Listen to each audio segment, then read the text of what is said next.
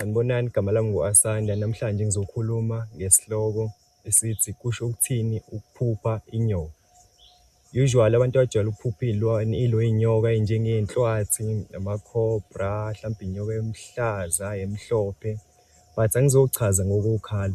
Today I'm going to give you a clue noma ukuthi kusho ukuthini ukubona inyoka ephupheni lakho. Usually ama-evil spirits noma amadimoni ayathanda ukusebenzisa ama-image alezi iy'lwane, noma ayathanda ukuthatha ama-image alezi iy'lwane ey'bizwa ama-reptiles, iy'lwane lezi ey'thanda ukuhlala ematsheni, for example, iy'nyoka, amaselesele, mhlampe ney'gqiblishane nani nani. Ama-evil spirits, they like to take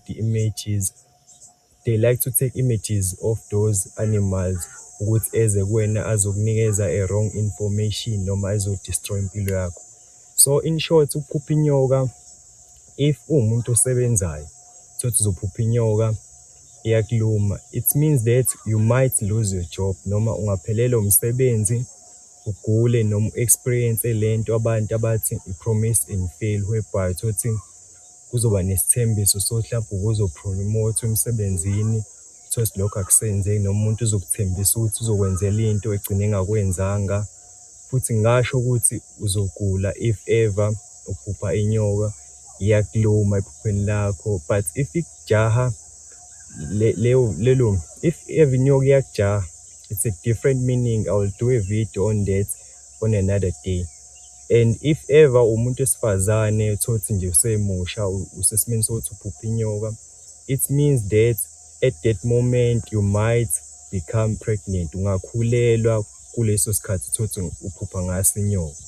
And it also tells you that in your life you will face challenges if now utholukuthi ephupheni lakho uphupha inyoka ikuluma noma ikushaya. It means that you will face challenges, izinto kungenzeka ingakuhambeli kahle, ungajikelwa abantu abaseduze nawe, mhlawumbe abantu abanjengemndeni, abantu osebenza nabo, abangani bakho, they will turn against you on whatever you are doing.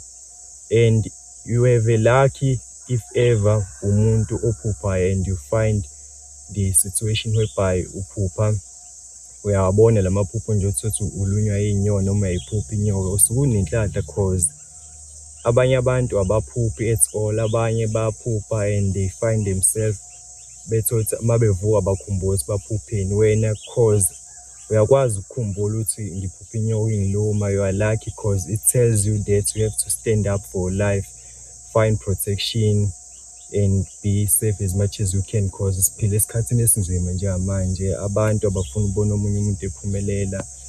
But all in all, or in short, namhlanje ngikhuluma ngesihloko esithi kusho ukuthini ukuphupha inyoka. Ukuphupha inyoka, especially if ikuluma, it's not a good sign.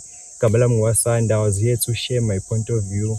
Thank you for watching my video. Until the next time, take it easy.